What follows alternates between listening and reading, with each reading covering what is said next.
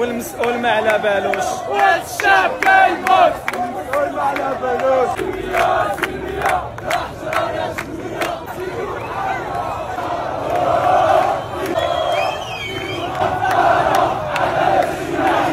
المهم هادشي باليوم الاربعاء 1 اكتوبر. اسمع هادو الناس ديال فاس ما كاين لا مشاكل لا دباز حتى شي واحد مخبع وجهه، كلشي مبين وجهه، اللي كيتلتم كيجريو عليه.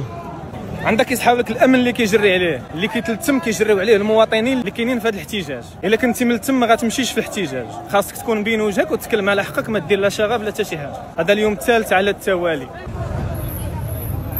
الناس اللي كتقول لك فاس ما كيخرجوش، حنا ماشي ما كنخرجوش، كنخرجوا ولكن ما كنديروا الصداع. سلميه لا سلاح لا جنويه، وبالقول وبالفعل. الناس غاديين صوت واحد، ما كاينش اللي تيهضر معاهم، كلشي سلمي اللهم لك الحمد.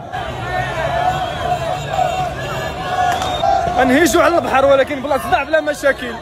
حنا عندنا في فاس ما كنهرسوش الحوانت كيخدموا، الحوانت ما عندهم مناش يخافوا، عادي احتجاج.